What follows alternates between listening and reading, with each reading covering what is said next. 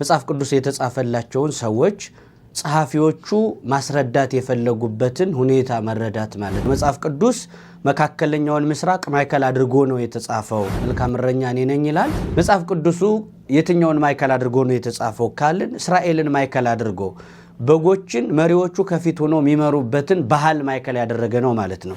መጽሐፍ ቅዱስ በሰርግ ጀምሮ በሰርግ ቢዘጋ መጽሐፍ ነው። ዳንኤል ማለት እግዚአብሔር ዳኛ ነው ማለት ነው። ብልጣሶር ማለት የበዓል ሹም ማለት ነው። የጣዖቱ አገልጋይ ማለት ነው። በዓል የባቢሎን ታላቁ አምላክ የሚባለው ነው። ረጅም ተራራ ብሎ ድንግል ማርያምን፣ ድንጋይ ብሎ ክርስቶስን አሁን ወደፊት እያጠና ነው እያፍታታ ነው ምንድም እሱንን ነው እና በስመ አብ ወወልድ ወመንፈስ ቅዱስ አሐዱ አምላክ አሜን። እጅግ የተወደዳችሁ የአሽማል ሚዲያ ቤተሰቦቻችን በያላችሁበት እንደምን አላችሁ? እንደምን ሰነበታችሁ? ያው ዛሬ ከዚህ በፊት ሳምንት ተከታታይ ትምህርት ጀምረናል። የመጽሐፍ ቅዱስ ጥናት እንዴት መደረግ እንዳለበት እንዴት እንደሚጠና ሳምንት ዕለት መግቢያ ብለን ተነጋግረናል። ከዚህ በኋላ በየሳምንቱ ተከታታይ አድርገን የምንቀጥለው የትንቢተ ዳንኤልን ማብራሪያ ነው ማለት ነው። ትንቢተ ዳንኤል ከአራቱ አበይት ነቢያት መካከል አንዱ ነው ነቢዩ ዳንኤል ማለት ነው። ስለዚህ ይህንን መጽሐፍ መርጠን ለሰዎች ሰፊ የሆነ ቁም ነገር ይሰጣን በማለት መንፈሳዊ ሕይወታችን እውቀታችን ሁሉ ያደገ እንዲሆን ሕይወትም እንዲኖረን የሚያደርግ የመጽሐፍ ቅዱስ ክፍል ስለሆነ በተከታታይ በየሳምንቱ ሁልጊዜ የተዘጋጀ የሚቀርበው የትንቢተ ዳንኤል ማብራሪያ ነው ማለት ነው። መጽሐፍ ቅዱስ እንዴት እንደሚጠና ሳምንት ዕለት አይተናል። ዛሬ ደግሞ እንዲሁ ትንቢተ ዳንኤልን እንጀምራለን ማለት ነው። እንግዲህ ባለፈውም እንደተናገርነው መጽሐፍ ቅዱስ የራሱ የሆነ ዲሲፕሊን ያጠናን ስርዓት አለውና መጽሐፍ ቅዱስ እንዲገባን በቀላሉ ከባድ እንዳይሆን እንዴት መጀመር እንዳለብን፣ እንዴት ማጥናት እንዳለብን፣ መቼ ማጥናት እንዳለብን በሰፊው ተነጋግረናል። ነገር ግን መጽሐፍ ቅዱስ በተለይ ሲጻፍ የተጻፈው የመካከለኛውን ምስራቅ ማዕከል ያደረገ ዘይቤ፣ ባህል፣ ግዕዘ ብሔር የሚባለውን ማዕከል ያደረገ ስለሆነ ሁላችንም ልናውቀው ልንረዳው የሚገባ በቀላሉ ለመረዳት ምስጢሩን ለማስቀረት መጻሕፍትን ስናጠና ባህሉን ማዕከል ማድረግ። አሁን ወንድም የሚለውን ቃል ለምሳሌ እንደ ምዕራባውያንና መካከለኛው ምስራቅ በኢትዮጵያ ያለው ትርጉም ይለያያል። ስለዚህ ባህሉን ማወቅ መጽሐፍ ቅዱስ ለነማን ነው የተጻፈ የሚለው ነው። ባህል ምንለው ምኑ ነው? በወቅቱ መጽሐፍ ቅዱስ የተጻፈላቸውን ሰዎች ጸሐፊዎቹ ማስረዳት የፈለጉበትን ሁኔታ መረዳት ማለት ነውና እንዲሁ በቀላሉ የሚገባ አይደለም። ምንድነው ባህል የሚለው ግር እንዳይላችሁ ለማስረዳትም ይመቸን ዘንድ ለምሳሌ አሁን በመጽሐፍ ቅዱስ እረኝነት፣ የበግ እረኝነት የእስራኤልና የኢትዮጵያ የበግ እረኝነት ስርዓቱ ይለያያል። እንደሚታወቀው የቅዱስ ዮሐንስ ወንጌል ምዕራፍ 10 ቁጥር 1 ጀምረን ስናነብ እረኛ መልካም እረኛ እኔ ነኝ ይላል። መልካም እረኛ ስለ በጎቹ ራሱን እንደሚሰጥ የተነገረበት ምዕራፍ ነው። ነገር ግን እረኛው በጎቹን እንዴት እንደሚጠብቅ በዮሐንስ ወንጌል ምዕራፍ 10 ላይ ተቀምጧል።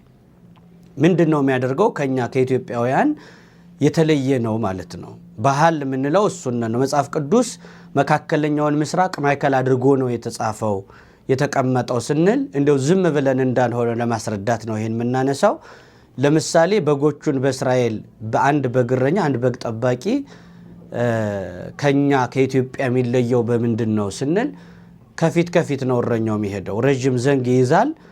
በጎቹን ከፊት ለፊት ሆኖ ነው መንገድ የሚመራላቸው። አካባቢው ጤነኛ እንደሆነ ካራዊት ከምን እያንዳንዱን ነገር ቀድሞ እረኛው እየቀደመ ይሄዳል። ድምፁን ያውቃሉ፣ በስማቸው ይጠራቸዋል ነው የሚለው። በስማቸው ሲጠራቸው እንደ ሰው ያውቁታል። እረኛቸውን እየተከተሉ ይሄዳሉ። የጠራ ውሃ ሲያገኝ በትሩን ይተክላል። ከዛ ተሰብስበው ይጠጣሉ። የለመለመ ሳርም ሲያገኝ በትሩን ይተክላል። እሱ ከአንድ ቦታ ቁጭ ይላል። ያችን በትር እየተመለከቱ ተከተል አለቃህን፣ ተመልከት ዓላማህን እንዲሉ ያችን የተከላትን በትር እየተመለከቱ ሰፊ ሜዳ ላይ የጠራ ሳር ላይ ሲደርሱ እሱን ይመገባሉ ማለት ነው። በዚህ ስርዓት ነው እንግዲህ እሱ ከፊት እረኛ በጣም የተገላበጠ ነው። እረኛ ከፊት በእኛ ሀገር የለም። የኛ ገረኛ ደግሞ ከኋላ እግር እየመታ ወደፊት መንጋው ሚነዳ ነው። የኛው መንዳት ነው፣ የነሱ መምራት ነው። ስለዚህ የመሪነት ማንነቱ ራሱ እንደ መጽሐፍ ቅዱስ ሲታይ መሪ ማለት ከፊት መሄድ ነው እንጂ ከኋላ ሚነዳ ማለት አይደለም። ስለዚህ ይህን ሁሉም የሚታይበት አሁን በቃ እዚህ ላይ በጣም ሰፊ ልዩነት አለ ማለት ይህን ነው የመጽሐፍ ቅዱስ ባህል ብለን የምንወስደው። የበግ እረኝነቱ ራሱ የእረኝነት መልክ በኢትዮጵያ ከኋላ ሆኖ ይነዳል፣ በእስራኤል ደግሞ ከፊት ሆኖ። ስለዚህ መጽሐፍ ቅዱሱ የትኛውን ማዕከል አድርጎ ነው የተጻፈው ካልን እስራኤልን ማዕከል አድርጎ በጎችን መሪዎቹ ከፊት ሆኖ የሚመሩበትን ባህል ማዕከል ያደረገ ነው ማለት ነው። ስለዚህ እሱን ነገር ነው የምንመለከተው ማለት ነው። ያን ማዕከል ያደረገ ነው። ይህም ብቻ አይደለም። ተጨማሪ ነገር ለማንሳት የመጽሐፍ ቅዱስ ባህል የነሱን ማዕከል ያደረገ መሆኑን የምናይበት ምንድነው? አሁን የሰርግ ልክ እረኛን እንዳየነው የሰርግን ሁኔታ ደግሞ በኢትዮጵያና በእስራኤል ያለውን ስንመለከት አሁን በምድረ እስራኤል ያለው የሙሽርነት ስርዓት ከኛው የተለየ ነው። ለምሳሌ አንድ ሙሽራ የሰርጉ ቀን ሲደርስ ከእናት አባቱ ቤት አይቀመጥም። ከዘመድ ቤት ሂዶ ወጦ ከእናት አባቱ ቤት የሰርጉ ቀን ሲደርስ ከዘመድ ቤት ሂዶ ይቀመጣል። ሙሽራዋ ግን መጣ ከወላጆቹ ቤት ትቀመጣለች። አስቀድማ ከወላጆቹ ቤት ለብሳ ሁሉን ነገር አድርጋ ተዘጋጅታ ተጠብቀዋለች። እሱ ከሌላ ቤት ቆይቶ ከዘመድ ቤት ቆይቶ ነው የሚመጣው ማለት ነው። ሰርግ የሚደረገው ከሙሽራይቱ ቤት አይደለም። በእስራኤል ከወንድ ቤት ነው ሰርግ የሚዘጋጀው። ስለዚህ እሱ ይወጣል፣ ሙሽራዋ መጣ ከወላጆቹ ቤት ትቀመጣለች።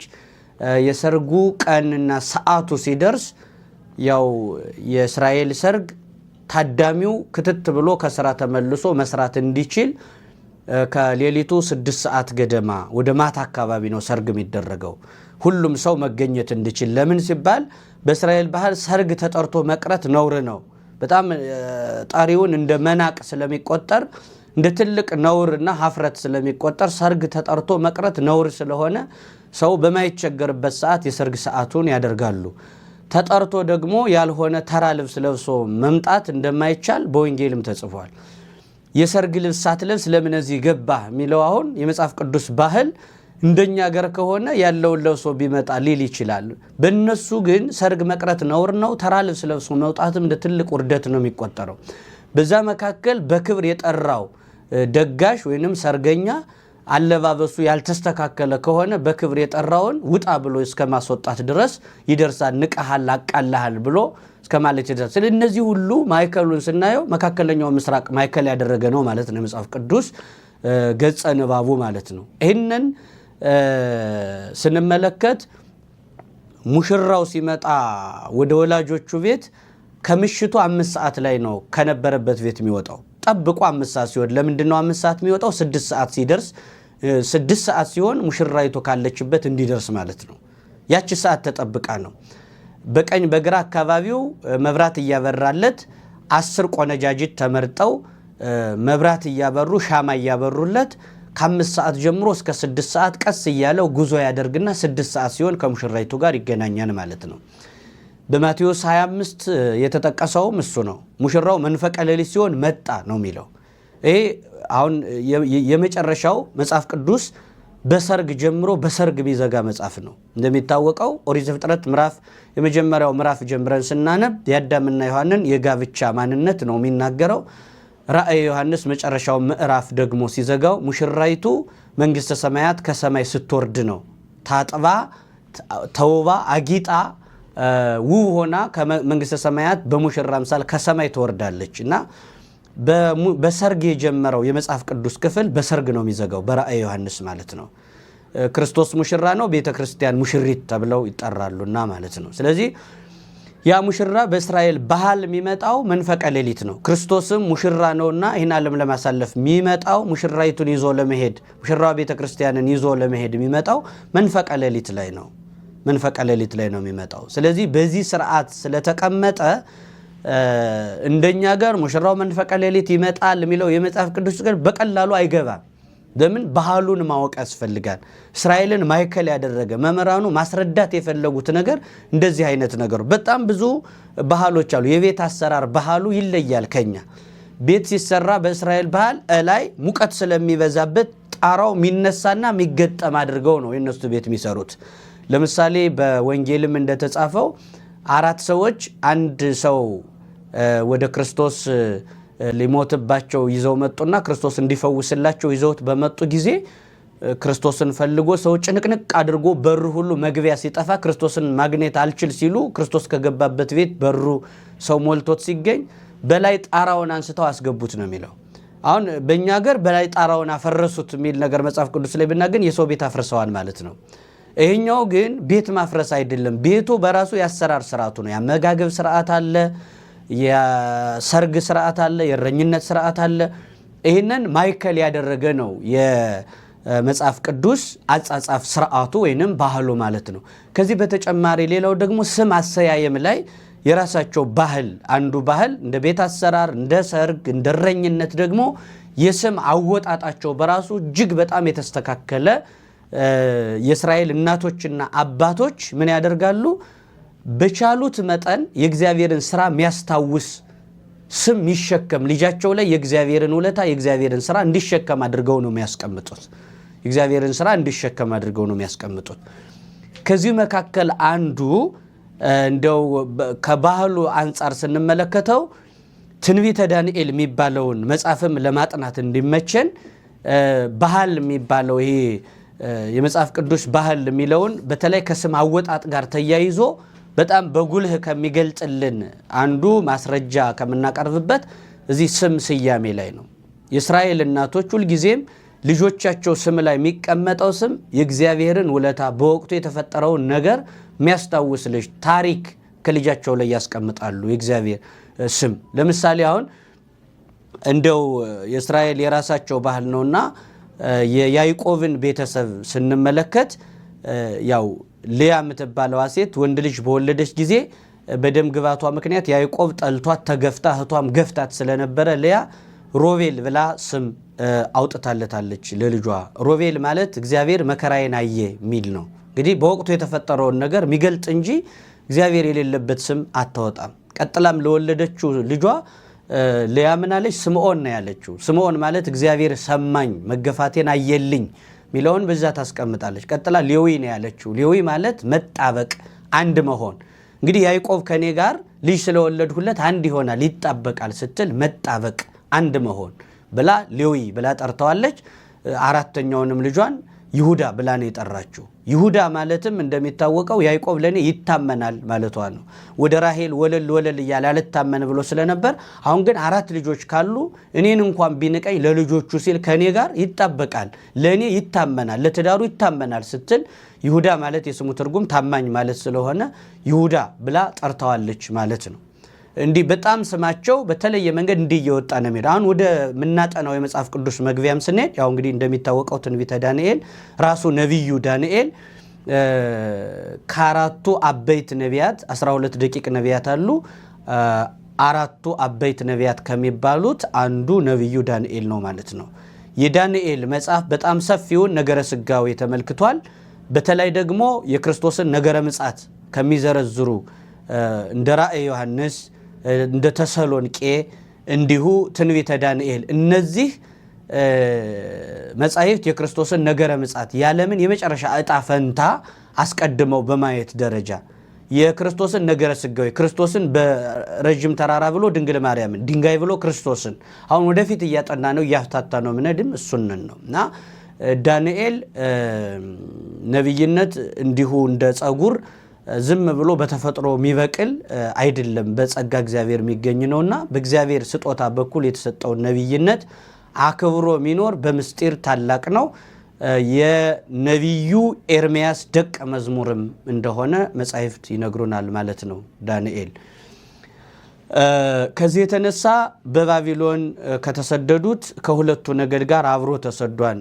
ኢዮአቄም ንጉሱ ኢዮአቄም በስደት በሄደበት ጊዜ እንግዲህ በኢዮአቄም ዘመን መከራ ህዝቡ ከእግዚአብሔር እቅፍ ወጥቶ ነበር። ንጉሱም ካህናቱም ህዝቡም እኩል ሲበድል የእግዚአብሔር መልእክተኞች ሲያቃልል ለቤተ መቅደሱ የሚያረክስ ነገር ማቅረብ ሲጀምር እግዚአብሔር ተቆጥቶ ይህን ህዝብ ወደ ባቢሎን ነድቶ እንዲወስደው ክፉ ንጉስ ናቡከደነጾር የሚባል አምጥቶ ፋርስ ባቢሎን ላይ ከሄዱ በኋላ የገጠመውን ታሪክ ነው የመጽሐፍ ቅዱሱ መግቢያ የሚነግረና በዛ እንደሄዱ ዋናው የዕብራውያንን ባህል ከስም አወጣጥ ጋር ያያየነው ስለሆነ እነ ዳንኤል ማለት ራሱ ከስሙ ትርጉም ስንነሳ ፍትሐ እግዚአብሔር ወይንም ዳንኤል ማለት እግዚአብሔር ዳኛ ነው ማለት ነው።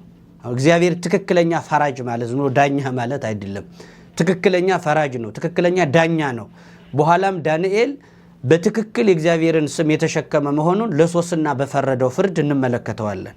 ስለዚህ ዳንኤል ሶስት የተወደዱ ስሞች አሉ፣ ሶስት ስሞች አሉት ባቢሎን ላይ ማለት ነው። ዳንኤል ማለት የእግዚአብሔር ዳኛ የሚለው የመጀመሪያ ስሙ ነው። ሁለተኛው ግን ባቢሎን ሲወርድ ስሙን ለውጠውታል። ለባቢሎን የሚመች ስም አይደለም፣ እስራኤል ላይ የወጣ ስም ስለሆነ ባቢሎን ሲሄድ የገጠመው ይህን ስም መለወጥ ነው እና ዳንኤልን መስፍነ በዓል የሚል ትርጉም ሰጠው። ብልጣሶር ብለው ስሙን ለውጠውታል። ብልጣሶር ማለት የበዓል ሹም ማለት ነው፣ የጣዖቱ አገልጋይ ማለት ነው። በዓል የባቢሎን ታላቁ አምላክ የሚባለው ነው። እንደውም ጡት እያወጡ ነው ጣዖታቱን ጡት የሚያወጡላቸው። ለምንድን ነው? መጋቢ ነህ፣ ፈጣሪ ነህ፣ ታበላለህ፣ ታጠጣለህ ለማለት ለጣዖቱ ጡት እያወጡ ነው የሚያስቀምጡት። እና መስፍነ በዓል ማለት በዓል የባቢሎን ትልቁ አምላክ ነው። ባቢሎንም እንደምትታወቀው ዝሩት ማለት ነው፣ ወይንም ድብልቅልቅ ማለት ነው። ኦሪት ዘፍጥረት ምዕራፍ 11 ቁጥር 9 ጀምረን ስናነብ ወበይንተዝ ተሰሜ ስማ ባቢሎን ይላል። ስለዚህ ስሟ ባቢሎን ተባለ ነው የሚለው። ቋንቋዎች ሁሉ የተደበላለቁባት ድብልቅልቅ ያለ ነገር ህንጻ ሰናኦር ሲናድባት የቋንቋ መደበላለቅ ምክንያት የሆነችዋ ባቢሎን ታላቅ አገር ናት። እንደ ዓለማዊ ዝናዋ ከፍ ያለ ነው። በዚች ከተማ ላይ ሲሄድ ግን እስራኤል ላይ የወጣው ስም የዳንኤል ስም አልተስማማትም። ዳንኤል እዛች እንደሄደ ስሙን ለውጠው ብልጣሶር አሉት። ዳንኤል እግዚአብሔር ዳኛ ነው። ብልጣሶር ማለት ግን መስፍነ በዓል የጣዖቱ ሹም ማለት ነው። ሌላው ከእግዚአብሔር መልአክ ከሰማያዊው መልአክ ይወጣለት እጅግ የተወደደ ተብሎ ይጠራል። እጅግ የተወደደ ተብሎም ዳንኤል ይገለጣል ማለት ነው። መስፍነ በዓል ግን አምሃ ዳጎን የጣዖቱ ጅመንሻ ብለው ነው ስሙን የሰየሙት ማለት ነው። የእስራኤል እናቶች ግን እግዚአብሔር ፈራጅ ነው ብለው ነው ስም ያወጡለት ለዳንኤል። አብረው የተሰደዱ በእናቱ በኩል ዝምድናቸው ቅርብ የሆነ 3 ደቂቅ ናቸው። እንደሚታወቀው ዳንኤል ወደ ባቢሎን ሲሄድ እድሜው 12 ዓመቱ ነበረ። በባቢሎን 70 ዘመን ነው የኖረው። በ12 ዓመት ነው ወደ ባቢሎን የወረደው። ልክ 70 ዘመን ደግሞ በባቢሎን ኖሯል። አብረው የሄዱ 3 ደቂቅ የገጠማቸው ምንድነው? ባቢሎን ላይ ሲሄዱ የመጀመሪያው ስማቸውን መለወጥ ነው። ያው እንደሚታወቀው በባቢሎን ቤተ መንግስት ውስጥ ለንጉሱን በጥበብ በስራ የሚያግዙ አንድ ትምህርት ቤት ነበር ባቢሎን ላይ። የባቢሎን ጥበበኞች ንጉሱን የሚያግዙ ሰዎች የሚማሩበት ቤተ መንግስቱ ላይ አስፋኔዝ የሚባል አንድ በአስፋኔዝ በሚባል ዳይሬክተር የሚመራ ባቢሎን ላይ ትምህርት ቤት ነበረ እና 3 ዓመት ነው ትምህርቱ የሚሰጠው። 3 ዓመት ትምህርት ይሰጥበታል። 3 አይነት ትምህርት ነው በ3 ዓመት 3 ዓመት ትምህርቱ የኮሌጅ ትምህርት ይሰጣል። በዚህ ቆይታቸው በኮሌጁ ቆይታ 3 አይነት ትምህርት ብቻ ነው የሚማሩት። ፊዚክስ ምናምን አይማሩም። ከዛ 3 አይነት ትምህርቶች አሉ። 3 ዓመት ጥንቅቅ አድርገው ይማራሉ። ዓላማው የትምህርቱ ውጤት ንጉሱን ማገዝ ነው እና 3 ዓመት የሚማሯቸው የሶስቱ የትምህርት አይነቶች አንዱ አስማት መስራት ነው። የእናትን የአባትን የእህትን የወንድምን የምናምን ስም እየገጣጠሙ አስማት እንዴት እንደሚሰራ ነው ባቢሎን ያለው ትምህርት ቤት። አስማት መስራት ነው። ያ ትልቅ የሚባለው ትምህርት ቤት በጀት ተበጅቶለት ብዙ ነገር ሆኖ የሚማሩት ግን አስማት መስራት ነው። በጣም የሚያሳዝን ትምህርት ቤት ነው። ሰዎች ተመልምለው አስማት ለመስራት ነው የሚገቡበት። አንዱ እሱ ነው አስማት መስራት። ሁለተኛው ደግሞ ምንድነው? የኮከብ ቆጠራ ሂሳብ ነው የሚማሩት። ኮከብ እንዴት ይቆጠራል ያሉ አንዱን ካንዱ የገጣጠሙ ኮከብ እንዴት እንደሚቆጠር። ሶስተኛው ደግሞ ትምህርት አይነት ምንድነው? ህልም እንዴት ነው የሚፈታው፣ ራእይ እንዴት ነው የሚፈታው ሚሉ እነዚህን 3 ትምህርቶች በ3 ዓመት ጥንቅቅ አድርገው ልብስ ቀለብ ተሰፍሮላቸው አልጋ ተሰጥቷቸው የሚማሩበት ትምህርት ቤት አሉ። እነ ዳንኤል ባቢሎን እንደወረዱ የነገስታት የመሳፍንት ዘር ስለሆኑ ከዚህ ትምህርት ቤት ገብተው እንዲማሩ ነው የተሰጣቸው። 3 ዓመት እንዲማሩ በእውቀት ይመለመላሉ። የነገስታት ዘር የመሳፍንት ዘር መሆናቸው ይታያል።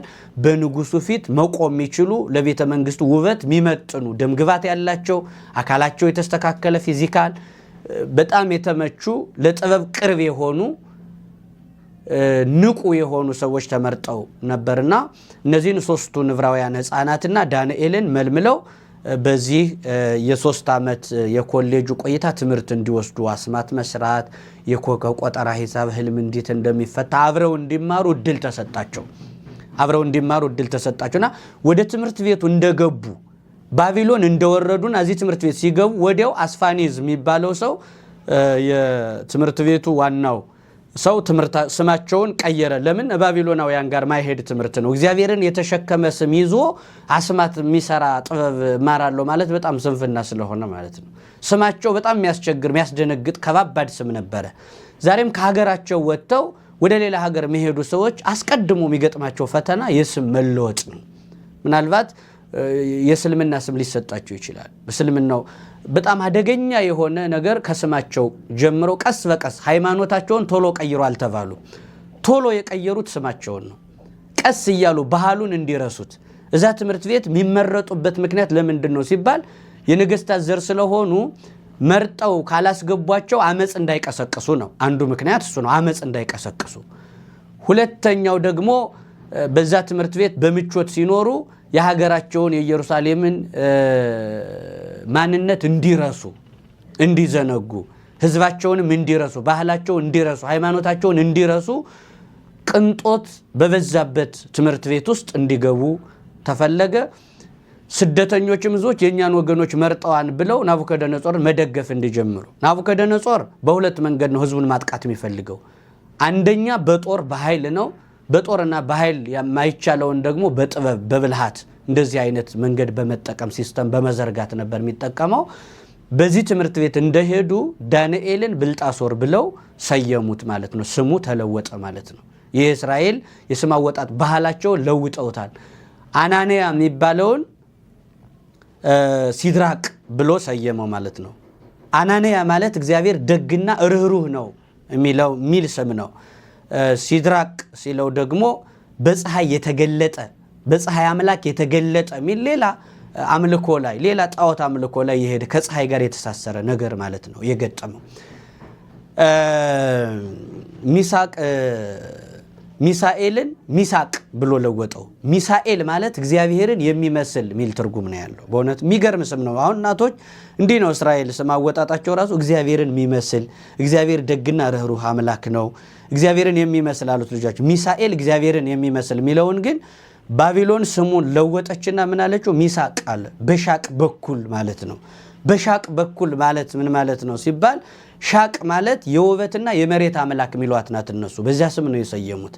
አዛሪያ ማለት የስሙ ትርጉም እግዚአብሔር ይረዳዋል፣ ያግዘዋል፣ ይደግፈዋል ሚል ነው የስሙ ትርጉም። አዛሪያን አብደናጎ አሉት። አብደናጎ ማለት የጣዖቱ አገልጋይ ማለት ነው። አብደናጎ ማለት የጣዖት አገልጋይ።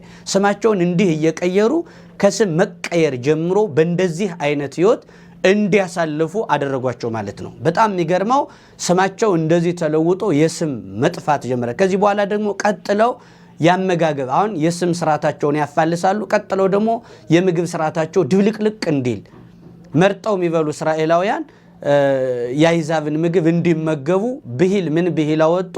ህሙግ መብል ይሐምግ ልበ።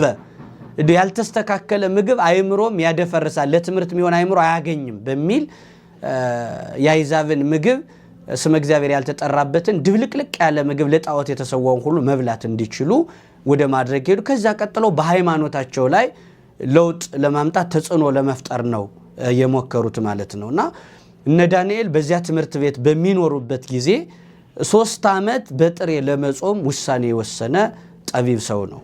ጠቢብና ወደፊት በሚያመጣውም ታሪክ በእውነት እጅግ በጣም ከጾሙ በኋላ ከ3 ዓመት ትምህርት በኋላ ምን ብለዋል? ግድ የለም የኮከብ ቆጠራ ሂሳብም ይሁን የአስማት መስራትም ይሁን ህልም መፍታትም ይሁን ይህ ለእግዚአብሔራዊ ዕውቀት ባይሆን እንኳን ለጠቅላላ ዕውቀት ብናውቀው ክፋት የለውም። ነገር ግን ከዚህ የከፋ ነገር በሃይማኖታችን እንደ ሀገራችን ከህዝባችን የሚገነጥል ሚለይ ሲመጣ ግን ያኔ እንቋቋመዋለን በሚል ነብዩ ዳንኤል በዚህ መልኩ 3 ደቂቅ ከስር ያሉ 3 ዕብራውያን ሕፃናት የሚባሉትም ለትልቅ አምላካቸውን በባቢሎን ምድር እንዲገልጡ ምክንያት የሆኑ ወጣቶች ናቸውና እነሱንም እያበረታ ይቀጥላል ማለት ነውና ባቢሎን ላይ ወስዶታል። ንዋያተ ቅድሳቱን ወስዶ ናቡከደነጾር ንዋያተ ቅድሳቱን ወስዶ ምንድነው ያደረገው? ከኢየሩሳሌም የሄደው ንዋያተ ቅድሳት በባቢሎን ካለ ከቤተ ጣዖቱ ጋር አብሮ አኑሮታል። ከቤተ ጣዖቱ ጋር ደርቦ እንግዲህ ጣዖትና ታቦት አንድ ላይ እንደማይሆን ጳውሎስም በመልእክቱ ጽፏል። ነገር ግን በዛ መካከል የቤተ መቅደሱን ንዋያተ ቅድሳት በባቢሎን ውስጥ ያሉትን ከፊሎቹን ንዋያተ ቅድሳት ወስዶ ከዛ ቀላቀላቸው። ይህ ምን ያሳያል ሲባል እንግዲህ እንደሚታወቀው ከፈላስፎች መካከል አንዳንድ ቁም ነገር እንደማይጠፋ በባቢሎን ካለው የጣዖት ውዥንብር መካከል ንዋያተ ቅድሳት እንደተገኙት ፈላስፋ የምድር ፈላስፋ ከሚባሉትም አንዳንድ እውነት እንደማይጠፋ ለምሳሌ ዚኖ የሚባለው ፈላስፋ ምን ይላል?